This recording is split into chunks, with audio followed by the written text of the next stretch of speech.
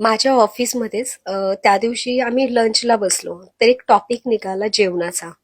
तर त्याच्यातल्या दोन पोरी अशा होत्या की ज्यांनी सांगितलं त्यांनी आजपर्यंत कधी चाय सुद्धा बनवला नाही. म्हणजे त्यांना चायच बनवता येत नाही. आता त्यावरती मला त्यांना काही बोलूशी वाटलं नाही, कारण त्यांच्या आईवडिलांनी खूप लाडवून ठेवलं. परंतु आमच्याकडे असं म्हटलं जातं की स्त्री जी असते ना, ती सौभाग्य घेऊन जन्माला येते आणि त्या सौभाग्याबरोबर तिच्या अंगामध्ये 100 गुणही असतात. मग त्या 100 गुणांना वाढवायची कामं ही आईवडिलांनी, पॅरेंट्सनी करायला हवीत.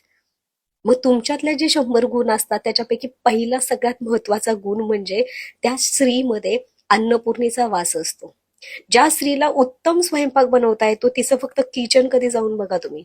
उत्तम नीट नेटकं आणि सुंदर बनलेलं असतं, जसं की प्रत्येक गोष्टीमध्ये लक्ष्मी वास करते, प्रत्येक गोष्टीमध्ये अन्नपूर्णा असते. जेव्हा तुम्ही आपल्याला आपल्या घरी एखादी सून करून घेऊन येता तेव्हा तुमची एक बेसिक नीड असते की तिने आम्हाला नाही पण आपल्या पोराला 2 टायमाचं किमान जेवण बनवून खायला घातलं पाहिजे.